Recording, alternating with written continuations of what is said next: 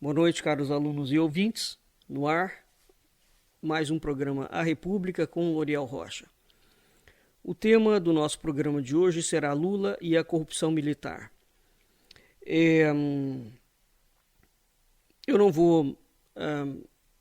essa aula de hoje não está baseada em nenhum livro, em nenhum texto, e sim em algumas publicações que eu venho fazendo no meu Facebook pessoal e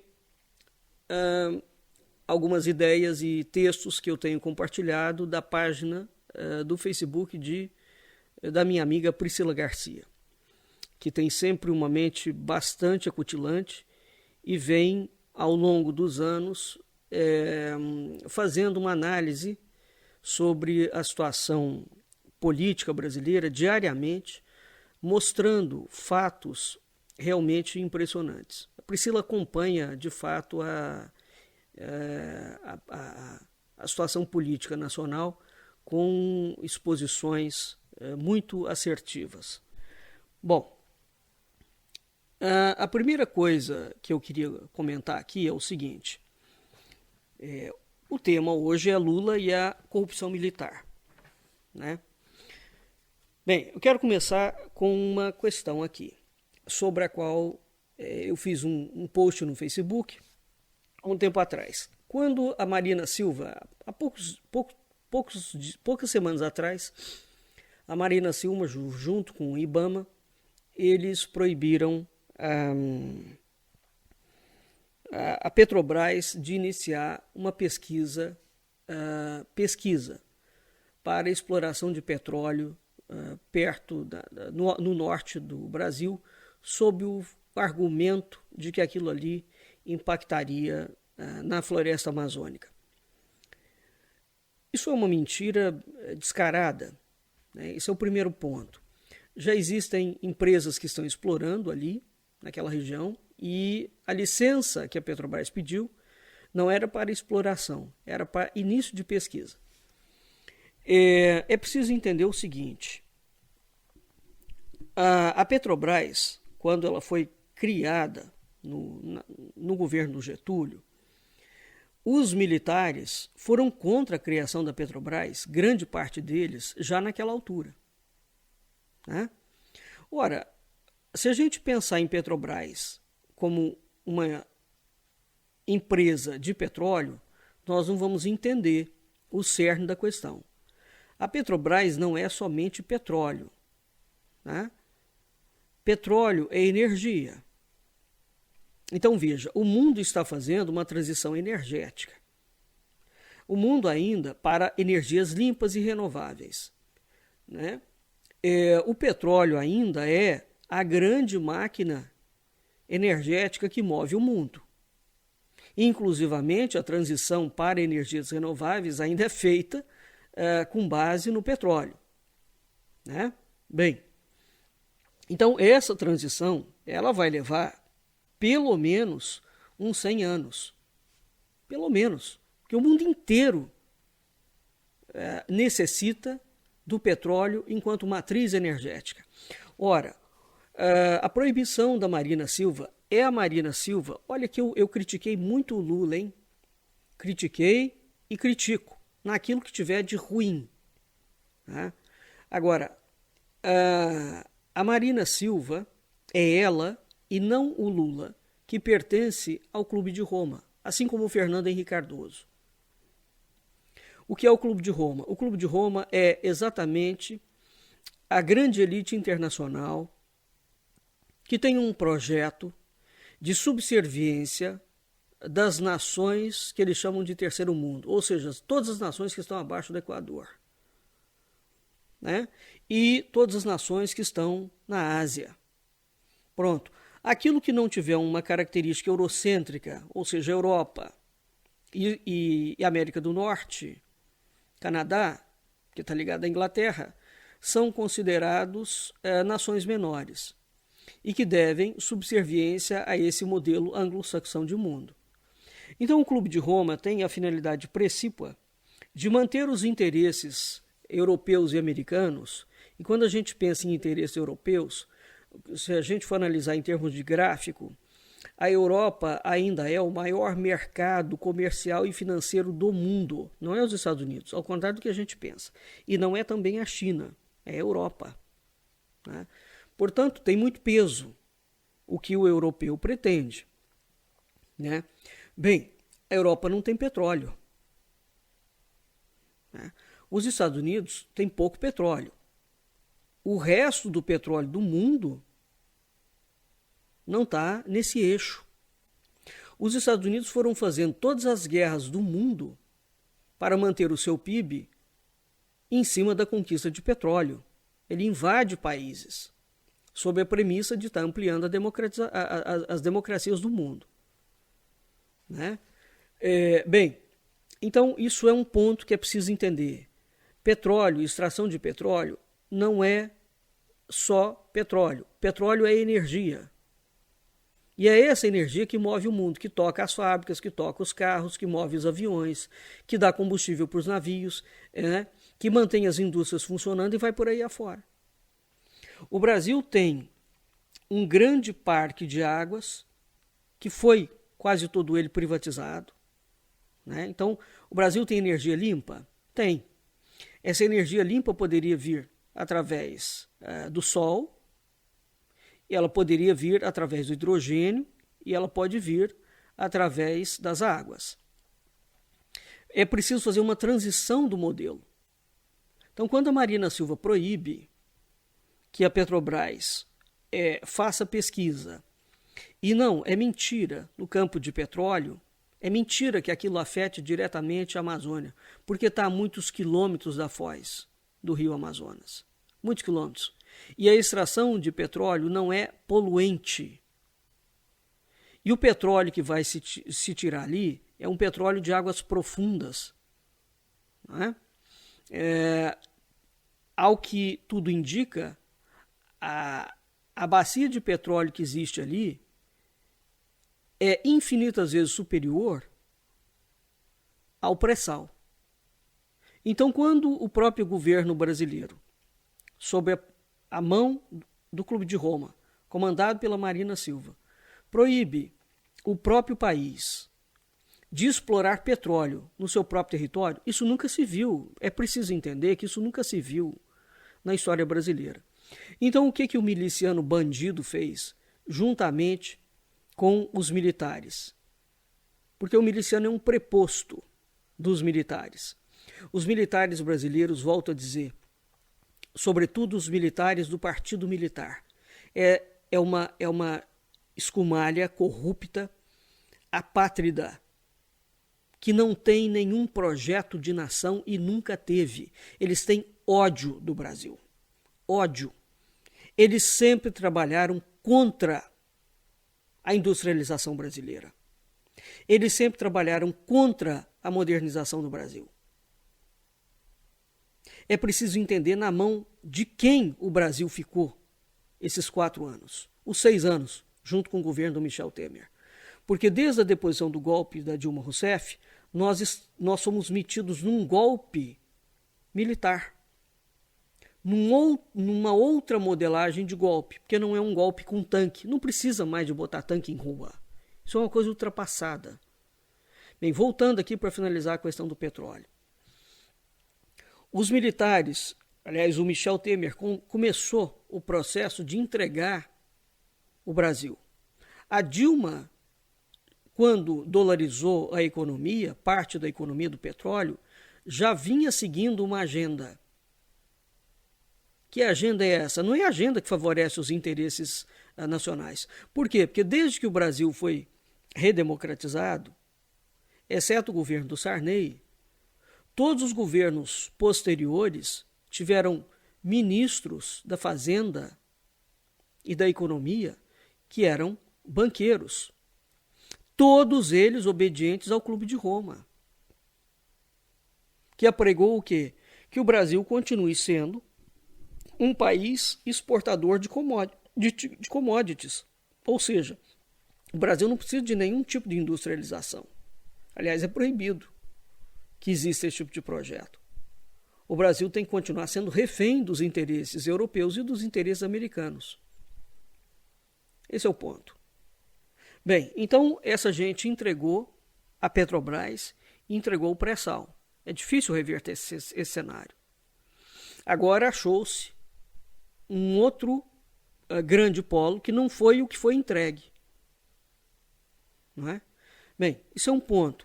O Brasil vendeu refinarias. E o Brasil precisa de refinarias, caros alunos e ouvintes. O governo do bandido miliciano e da milicada sórdida e da banca, que são esses interesses transnacionais, meteram goela abaixo, via propaganda urdida em grande medida pela Globo, que era preciso vender as refinarias. A da Bahia, por exemplo, foi vendida aos árabes.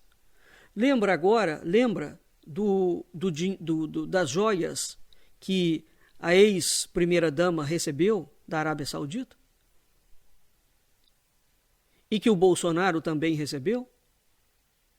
Em razão da venda da refinaria da Bahia para os árabes? Então a refinaria agora é deles. Esse infeliz país entregou as refinarias e vende o petróleo bruto. Depois, o Brasil recompra o petróleo refinado. Então ele extrai o petróleo bruto e recompra depois o petróleo refinado. Isso dá lucros astronômicos aos consórcios globalistas, sejam eles quais forem. E agora, o Lula quer vender mais petróleo, quer recuperar e reconstruir refinaria, e existe uma propaganda imensa para impedir esse tipo de coisa, inclusive de dentro do próprio governo do Lula, porque a Marina Silva, ao contrário do que todo mundo pensa, a Marina Silva não defende nenhum modelo sustentável de economia. Marina Silva é um engodo enquanto figura pública. Ela tem que sair do governo. Essa mulher defende claramente interesses transnacionais. Todo o discurso verde dela é somente isso. É um discurso envelopado para boi dormir. Ora, então, evidentemente, não existe interesse internacional dos grandes conglomerados que o Brasil tenha petróleo, que o Brasil tenha refinaria, que o Brasil tenha autonomia nacional em combustíveis e que o Brasil tenha autonomia em reserva estratégica energética para ele poder fazer uma transição. Isso nos dá uma ideia do problema. Agora eu quero saltar e ir para um outro assunto, que ainda está ligado ao petróleo, e esse problema financeiro. Essa milicada sórdida, quando o miliciano era presidente, diz que rompeu com a Venezuela. E agora o Lula trouxe o Maduro. Eu não vou entrar no detalhe daquela patifaria do Lula dizer que a Venezuela não é uma ditadura. Isso é uma patifaria, a Venezuela é uma ditadura, sem sombra de dúvidas, e evidentemente o Lula às vezes fala idiotices imensas e era melhor ele ficar calado. Né? Porque uma coisa, os Estados Unidos estão negociando com a Venezuela. O Lula recebeu Maduro e Maduro foi recebido seguindo as regras da diplomacia brasileira secular, que foi instaurada pelo Barão do Rio Branco no século XVIII, XIX, que tem uma característica, a neutralidade política. Ou seja, a diplomacia brasileira desde o século XIX, desde a época do Império, e aliás desde a época de Portugal, que o Brasil herdou essa neutralidade política, essa forma de negociação, ele herdou da coroa portuguesa. Independentemente do regime, você faz negócio com o país. Você não faz negócio com o regime. Então, independentemente do sujeito ser um ditador ou não, o Brasil tem negócio com o Estado. É de Estado para Estado. Não é com o regime político. Né? Então, o Maduro é recebido aqui na condição de chefe de Estado. E o Lula poderia ter ficado calado. porque ele está certo. Ele está defendendo os interesses do Brasil. E qual é o interesse do Brasil em negociar com a Venezuela, que está aqui do lado? Ele não precisava de ter feito um elogio à ditadura venezuelana. Isso aí é outro ponto que a gente, evidentemente, não tem como concordar com uma pataquada dessa e nem que passar panos à manga. Não é? Agora, a falsa direita entrou em surto quando Lula trouxe o Maduro, sobre o critério de que você não pode negociar com ditadura.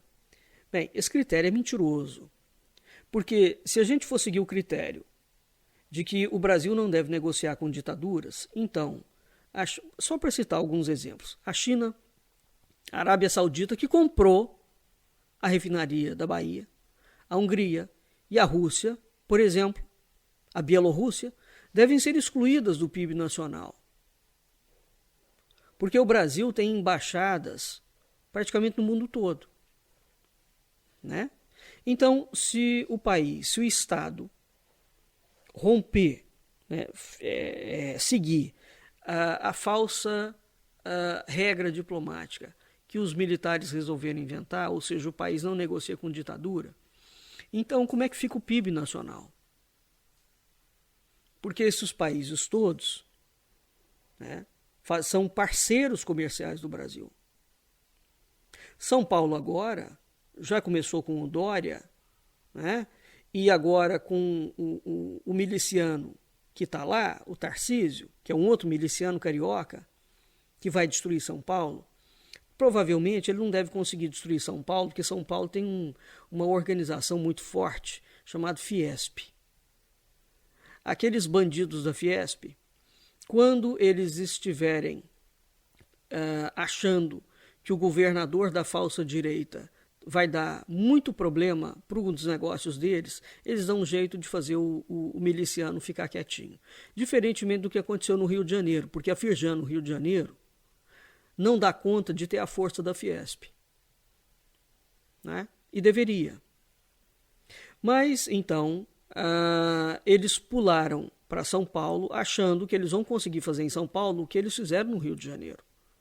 No meu entendimento, não vão, porque São Paulo tem uma outra configuração. Mas a ver como é que se desenrola. Então, voltando, o miliciano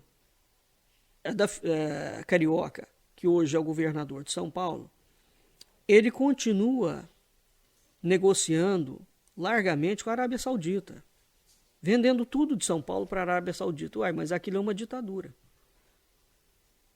Então vamos ver a realidade do mundo. Segundo a Freedom House, que é uma organização teoricamente de direita, né, o mundo atual tem 49 ditaduras. Então, elas estão distribuídas da seguinte forma: tem 18 na África subsaariana, 12 no Oriente Médio e norte da África, 8 na Ásia e no Pacífico, 7 na Eurásia, 3 nas Américas e 1 na Europa. O Brasil tem comércio com quase todo mundo. Por que ele não pode falar com a Venezuela? Aí assim, quais são algumas características gerais das ditaduras? Aqui, vou dar algumas características. Características essas estranhas, tá? Porque isso aqui não é o que caracteriza uma ditadura. Mas, via de regra, existem 5 pontos. Primeiro, violência e controle intenso do Estado para com os cidadãos. Bom, é preciso entender o que a gente está chamando de violência e controle do Estado. A Noruega tem um enorme controle do Estado sobre os cidadãos. Enorme. E ela aplica um tipo de violência sobre o cidadão que não é aquela violência explícita de matar o cidadão. É um outro tipo. É uma violência silenciosa, mas que interfere dentro das famílias diretamente. Né? A tal ponto que se o filho chegar numa delegacia e denunciar o pai, porque ele, filho, queria ver um canal de televisão e o pai estava vendo outro canal e o pai não deixa o filho ver o canal que ele quer, o pai é preso. Porque a criança tem direito sobre o adulto. Essa é a razão pela qual os europeus não estão querendo ter filho mais. É o modelo de comunidade europeia que foi extraído do nazismo, porque o nazismo acabou. Ele foi eliminado na Segunda Guerra. O nazismo alemão. Mas o modelo de nazismo que tinha sido elaborado no Terceiro Reich para quando a Alemanha dominasse a Europa inteira, foi ele que foi implementado na comunidade europeia. Onde você vai gerando um grau de controle cada vez maior. E quem é que controla? É o Estado. E o Estado obedece aos interesses de grandes corporações, que hoje estão sediadas em Bruxelas. Bruxelas é a grande voz, que é a sede da Comunidade Europeia. Então vamos lá. Algumas características gerais das ditaduras são violência e controle intenso do Estado, censura e fim das liberdades civis. O que é liberdade civil? Porque se você não pode, como chefe, como dono da sua casa, chefe da sua família, mandar na educação do seu próprio filho, você tem liberdade civil aonde? Você está sob censura ou não está? Então, censura não é só visto através do governo do Maduro, não. É preciso ampliar a leitura das palavras, né? Supressão e controle dos outros poderes, como, por exemplo, executivo, legislativo e judiciário. A partir do momento que você tem grandes conglomerados que interferem no executivo, no legislativo e no judiciário, nós estamos diante de um outro modelo de ditadura financeira. Restrição na atuação da imprensa. Isso aqui você não precisa de calar jornais. Por exemplo, a Rede Globo detém um monopólio que foi dado pelos militares do controle das comunicações no Brasil. Mas antes da Globo, era os diários associados do Assis Chateaubriand. A imprensa brasileira sempre fez o papel de manter os interesses dos grandes grupos brasileiros. É por isso que não há nenhum interesse brasileiro em abrir a mídia brasileira à concorrência. Não tem interesse. Então a gente tem a Folha de São Paulo, o Estado de São Paulo e o Globo. E o Diário em Minas Gerais. E, de uma forma muito mambembe, o Correio Brasiliense. Basicamente, a gente tem Estadão, Folha e Globo. É essa gente que manda no Brasil. Aconteceu agora, a CNN divulgou, né, um negócio absolutamente escandaloso, que foi uma entrevista do Tony Garcia, um empresário, denunciando a chamada Festa da Cueca. É um artefato nuclear em termos de entrevista, onde esse empresário delata o Sérgio Moro e os procuradores de Curitiba e a Lava Jato, inclusive o TRF4. Tá bom? O negócio é tão sério, né? Que uma entrevista dessa teria derrubado qualquer governo. Qualquer governo. O que aconteceu? Canais menores estão divulgando esta bomba. A Rede Globo não soltou uma nota. E o que é importante, quando a Globo não solta nota, o cara que está lá nos confins da Amazônia, ele não vê. Porque às vezes eles, além de tudo, eles têm o canal aberto e o canal fechado, que é o canal por assinatura. Globo News não chega na casa da grande população brasileira. É canal fechado. Você tem que assinar. O que chega na casa do brasileiro é o canal aberto. Então, quando eles colocam em canal fechado, que você tem que assinar, esse recurso que eles fazem é um recurso para dar divulgação, uma aparente divulgação a um certo fato, mas ele não chega à população. Então você tem várias formas de controle da modulação do noticiário. Né? Isso é uma restrição na atuação da imprensa. O Brasil é um dos países que tem a maior ditadura do mundo no que diz respeito à atuação da imprensa. E não parece que é uma ditadura. E, por fim, o quinto elemento aqui, que são as características gerais de ditadura, são a não permissão de eleições democráticas. Isso aqui é uma bobagem, tá certo? Porque você pode ter democracia, ou seja, você pode ter uma eleição. Né? O Putin é reeleito na Rússia há 200 mil anos.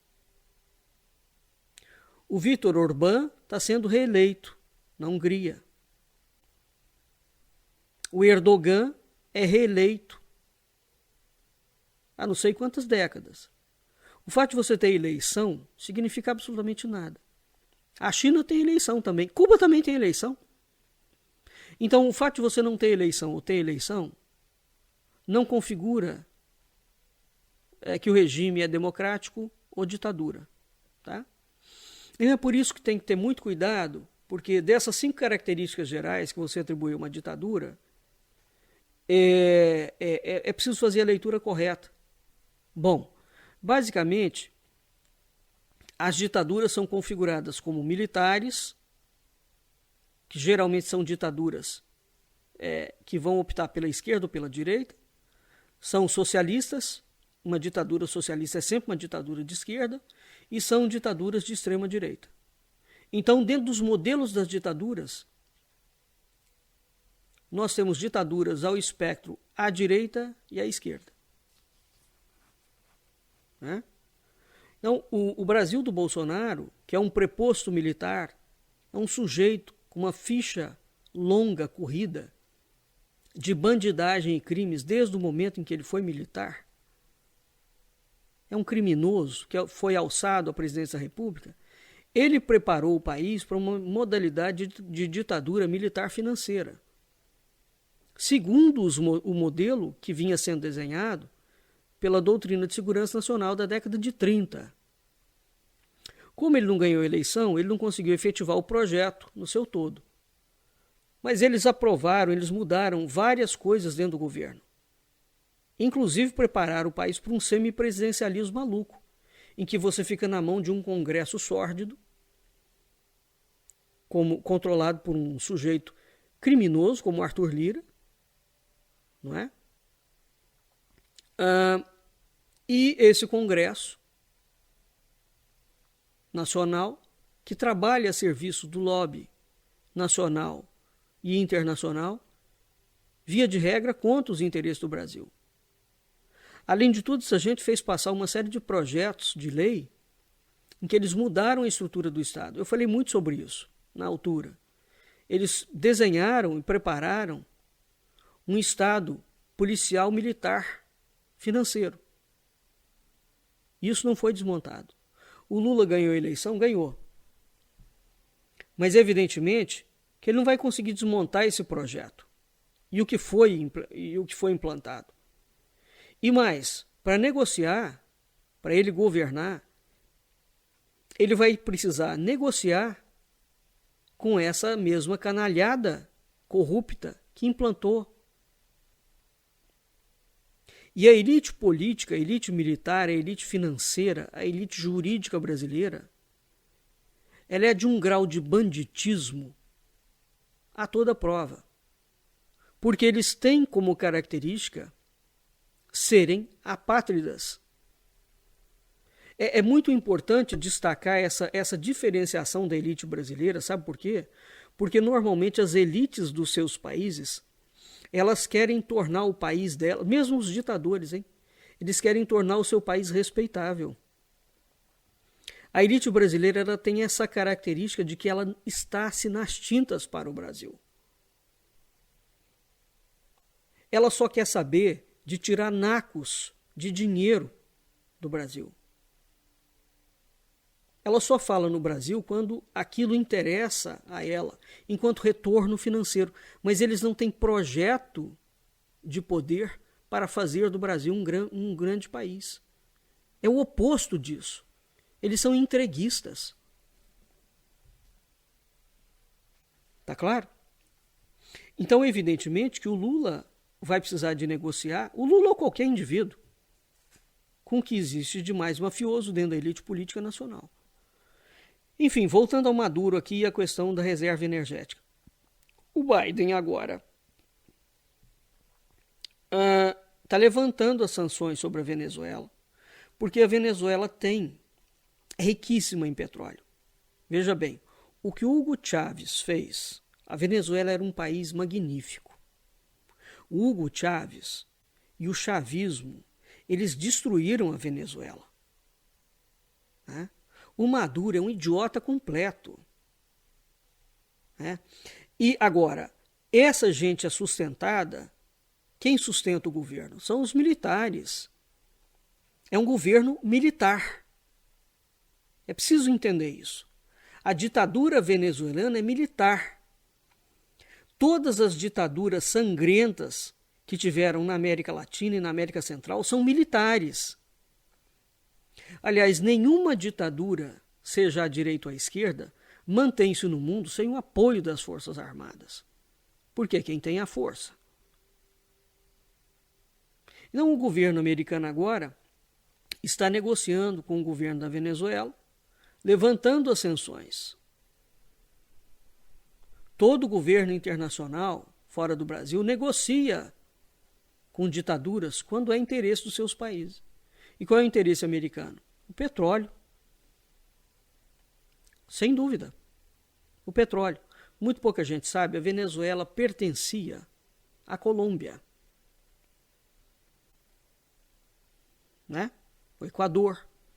Existia um país chamado Gran Colômbia. Esse país foi dividido, fatiado, o Canal do Panamá foi entregue, fizeram lambanças imensas. Apesar dessas lambanças imensas, a Venezuela, antes do Maduro e do Chávez, era um país magnífico, como Cuba. Então, é uma ditadura sangrenta e que empobreceu a população. Agora, por trás dessa guerra da ditadura venezuelana, nós temos uma outra questão, que é a questão de ser um elemento contra o modelo eurocêntrico do mundo e americano. Tudo tem prós e contras na vida. Quando o indivíduo tem partido, quando ele toma um partido político, ele não consegue entender como é que a história se processa. É importante a gente não ter partido político para a gente tentar entender a história. Né? Bem, agora passando para a questão aqui de Lula e a corrupção militar. O Brasil tornou-se a grande miséria política brasileira. O Brasil tornou-se esse país que é um antro de corrupção generalizada. As digitais militares e financeiras e empresarial são a grande causa disso. Evidentemente que a gente tem um debacle civilizacional, isso é outra coisa, mas está ligado a esse processo. Agora, o rumo que a nação toma, ele é determinado sim pela elite que dirige ela.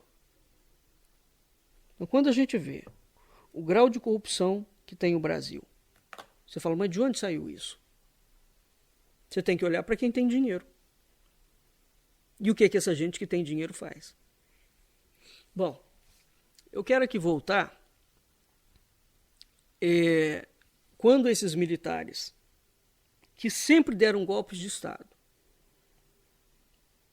e quando eles deram um golpe de Estado em que eles ficaram 20 anos no poder, e só entregaram porque o Brasil ia explodir na mão deles, porque eles endividaram o país junto a 800 bancos internacionais, quando eles entregam o país de volta para os civis, explode aquela inflação do dia para a noite no colo do Sarney, de 2.000%.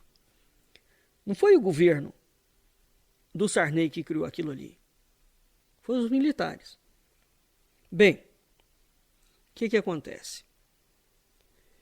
Eles entregam o poder a muito contragosto. Preparar o retorno. Pois bem, nessa preparação do retorno, eles agiram em duas frentes. Numa frente, botou o Lula para controlar as esquerdas remotamente, como falou claramente o Golbery Couto Silva. O problema do Lula é que, de um determinado momento, o Lula, que era a criatura, revoltou-se contra o criador e resolveu fazer voo solo. Aí ele virou persona não grata. Não é? Bem, mas o projeto do PT seguia, sim, as digitais militares. Ao mesmo tempo que eles estavam gestando o Lula, eles estavam gestando o Bolsonaro. A atuação do Bolsonaro dentro do meio militar, como um sujeito de baixa patente cometendo crimes, sempre foi um expediente largamente utilizado pelas Forças Armadas. O José Murilo de Carvalho coloca isso muito bem nos livros dele. Os indivíduos de baixa patente utilizados para explodir bomba, fazer arruaça, fazer tudo quanto é coisa. A revolta do Forte, por exemplo, quando você pensa, quando você vê historicamente, as revoltas brasileiras sempre foram feitas por sargentos e tenentecos e coronéisinhos, sem eira nem beira. E aí eles abriam, aquilo era o abre-alas. São os peões do jogo de xadrez, sabe? Primeira linha de frente tem o peão vai, faz a baderna, depois entra os galardoados do partido militar e assume o poder. O Bolsonaro era um peãozinho. Eles prepararam esse peãozinho, um sujeito caracteristicamente sociopata e oligofrênico, com uma larga ficha corrida e de formação miliciana. Né? Ora, milícia no Rio de Janeiro é crime. É crime. É o crime composto por militares, por policiais, por políticos e pelo sistema jurídico. É basicamente um processo de tomada de poder utilizando militares e policiais. Hoje, há muitas décadas, a milícia é muito mais perigosa do que o tráfico, porque o tráfico só trafica. O tráfico não é miliciano. É incrível o ponto a que chegou o Brasil. Você ter um sistema de poder paralelo pior do que o tráfico. São os milicianos. Muito bem, esse estafermo que foi presidente da República durante 4 anos é um miliciano. Ele e os filhos, todos eles. E as ex-mulheres metidas no mesmo esquema. É um bandido notório. Muito bem. Marcelo Pimentel, que é um coronel, ele compartilhou um texto na página dele no Facebook chamado Jornalismo Ruim. Eu vou ler o texto. Ele vem fazendo várias denúncias, ele e o Piero Leiner, sobre a atuação do Partido Militar. E o que essa gente está fazendo para tomar o poder. E ninguém pense que porque o Bolsonaro saiu do esquema, não ganhou a eleição, que essa gente desistiu. Aí aqui ele vai falar sobre uma situação muito curiosa. Porque há anos atrás eu havia falado sobre um vídeo do Bolsonaro que ninguém falava, postado no canal do próprio filho dele, o 03, o 02, aliás, do Bolsonaro em 2014, fazendo campanha política na AMAN, dentro da AMAN, sendo chamado de líder pelos cadetes em peso. O Vilas Boas era o chefe naquela altura. A milicada vem focando no Bolsonaro desde que o Lula era presidente. Eles estão cevando o sujeito. Bem, Bolsonaro era capitão há 5 anos quando foi para a reserva. Ninguém é consagrado capitão. Isso aqui ele está se referindo a uma consagração, a uma ilegalidade que o Exército fez há um tempo atrás com o Bolsonaro, e é preciso entender o gesto simbólico e o recado daquilo. A cerimônia de entrega do diploma em 2018 não precisa ser reconhecida pelo Exército. O Exército reconheceu. Tá? Ela simplesmente ocorreu e foi noticiada à época pelo próprio Exército. O atual comandante do Exército, o general Tomás, o comandante agora do governo do Lula, era chefe de gabinete do comandante do Exército que aparece na foto, o Vilas Boas. O comandante da Escola de Aperfeiçoamento de Oficiais é general de divisão, general Afonso da Costa. Hoje, e pode ser promovido à 4ª estrela em alguns meses, passando a integrar o alto comando. O diploma era de um título que se conferiu aos concludentes da Escola de Aperfeiçoamento de Oficiais a partir dos anos 90. Todos os oficiais que cursaram a ESAL nos anos 80, como Bolsonaro, só poderiam requerer o diploma, título de mestre em operações militares, depois dos anos 90. E somente os que quisessem, obviamente. A cerimônia foi no dia da conclusão do curso da ESAL em 2018, e o Partido Militar quis mostrar aos capitães e ao Exército que aquele ali era o cavalo de Troia do alto comando no governo militar, que estava sendo montado pelos próprios generais. Cavalo de Troia foi um termo que eu cunhei num hangout sobre o Bolsonaro, que eu dei essa designação ao Bolsonaro, que o Bolsonaro era o cavalo de Troia do PT. Tá?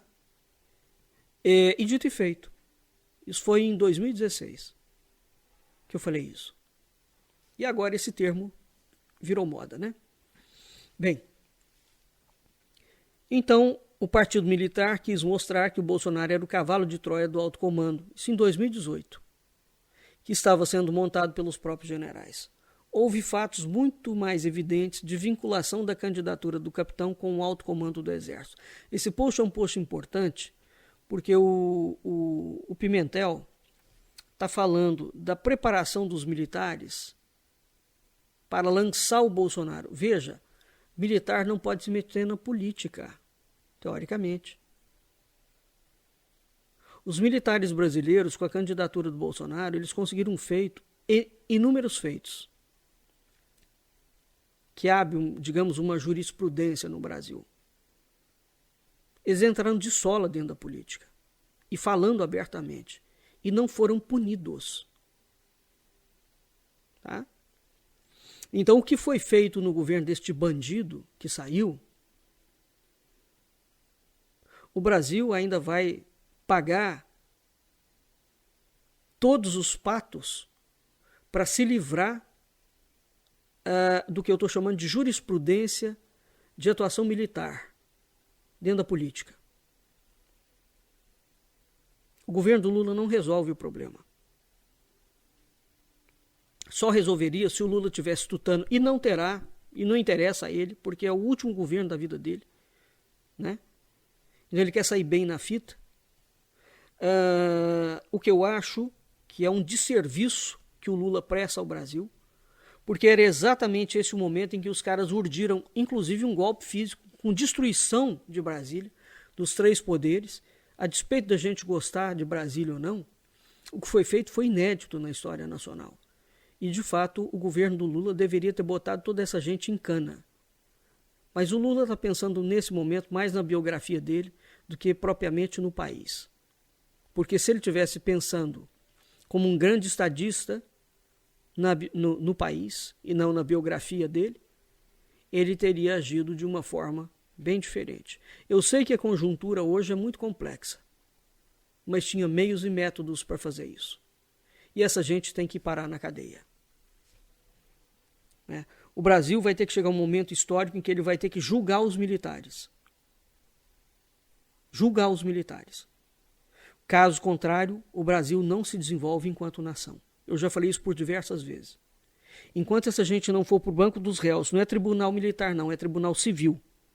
Como a Argentina fez, como o Chile fez, como o Uruguai fez, como qualquer lugar do mundo civilizado faz. Essa gente tem que parar de dar pitaco em política. A política é território civil. Se eles quiserem participar de política, eles larguem a farda e entrem dentro da política. Parte 2 aqui. Para a jornalista Natália Viana, dona da @agência publica e autora dessa matéria mal feita, o general Leal Pujol, que promoveu a militarização do governo com os generais na ativa. Leal Pujol é um dos generais mais cretinos que eu já vi na vida. Enquanto o sujeito falava que os militares não participavam, todo militar na ativa para ir para o governo, ele tem que ter autorização do comandante do exército, que no caso era o Pujol. E esse mentiroso falava o tempo todo que os militares não participavam do governo. Participavam e eram quadros da ativa. 13 mil militares socados. Nem na época da ditadura militar se viu uma coisa como a que foi feita aqui. E um dos projetos que eles passaram diz o seguinte: o Brasil não vai, projeto de lei, o Brasil, quando tiver que contratar pessoas, ele não vai contratar civil. Ele vai dar prioridade para militares e para militares aposentados. Ele não vai mais contratar civil. Olha, o que foi feito nesse tempo todo, e a mídia em nenhum momento noticiava essas coisas. O arcabouço de crimes que esses fardados deixaram não tem precedente na história brasileira. Precedente. Eu estou falando a nível histórico. Não é só uma questão de política, é uma questão de história. Então, essa jornalista, a mídia tradicional brasileira, desses grandes jornais, eles têm vários jornalistas comprados. Vários. Todos eles são pagos para defender os interesses dessa elite apátrida. Então, de certa forma, é muito bom ter mídia alternativa, ter redes sociais. Porque é através dessa estrutura alternativa que a gente está tendo a oportunidade de ter acesso a outras coisas que não teria, porque não seria divulgado. Né? Então, esse Leal Pujol, ele promoveu a militarização da política com generais na ativa. Rego Barros, Ramos, Braga Neto, Pazuello, né?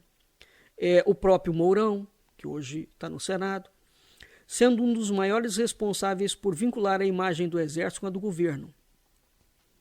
E aí esse Pujol, num determinado momento, diz que foi demitido por Bolsonaro de sua turma da AMAN porque ele era legalista. Então o que esses jornalistas criaram?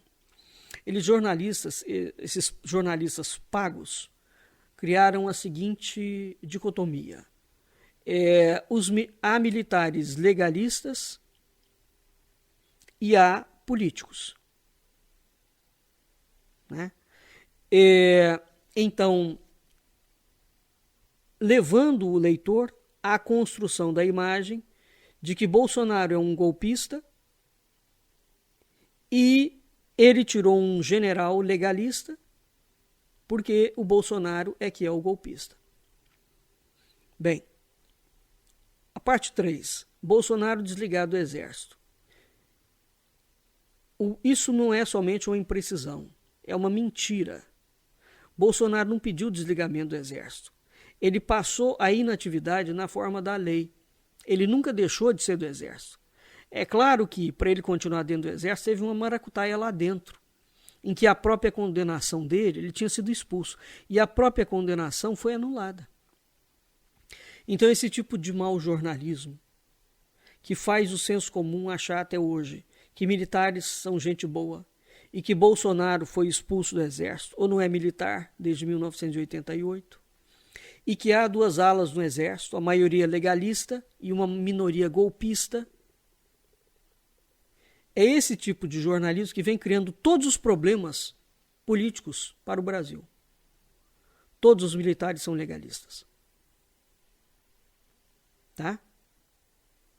Todos querem promover a normalização, a naturalização e a institucionalização do personagem político das cúpulas hierárquicas das Forças Armadas. Esse é o papel do partido militar. Ele é um partido político. Nós não estamos lidando com uma mídia que comete erros bobos. Nós estamos lidando com uma mídia deformada, que mente para distorcer a percepção da opinião pública brasileira, condicionando essa percepção a falácias, não é? Para que a elite militar, política, jurídica, financeira, maçônica, que toma conta do país, continue a cometer os desmandos e os crimes que elas cometem. Então, tudo, ou praticamente tudo, no que diz respeito ao tema militar, tratado pelos grandes jornais, é mentira e é desinformação. Tá? Então, a corrupção militar no Brasil, o Lula é um projeto militar. Eu nunca vi ninguém falar uma coisa dessa, além de mim. Ele é um projeto militar que foi desenhado para controlar a esquerda.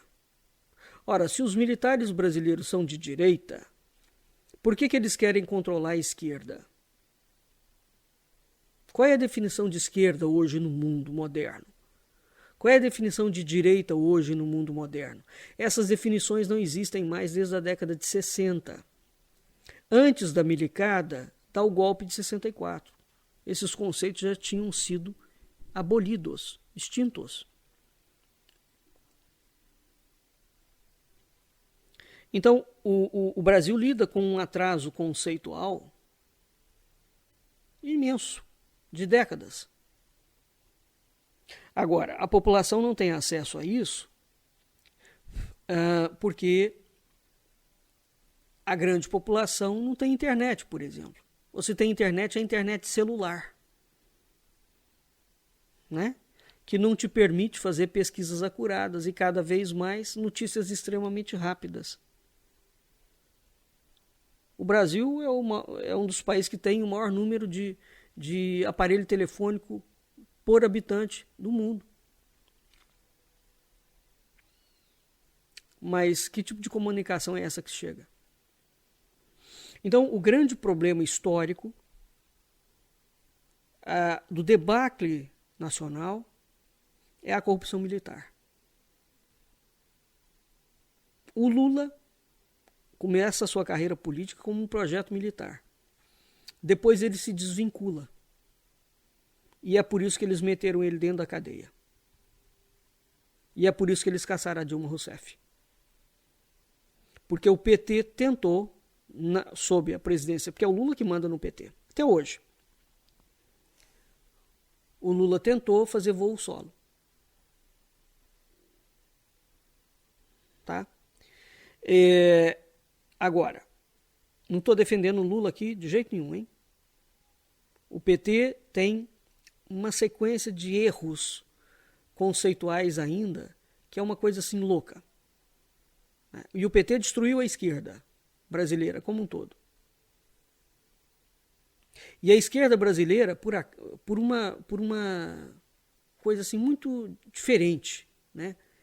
Ela nunca combateu os militares. Até a esquerda brasileira, esquerda raiz, do Prestes, foi uma esquerda estranha. Porque ela sempre apoiou os militares.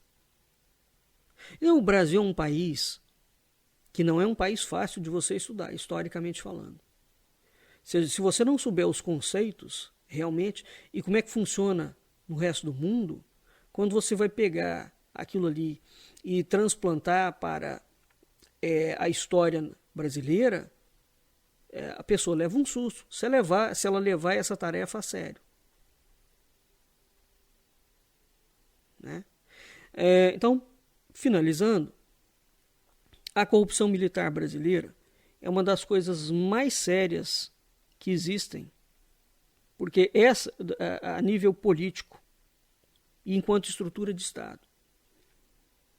Porque os militares têm um projeto de poder pessoal. Eles querem comandar a nação. E tudo que essa gente do partido militar não é ética.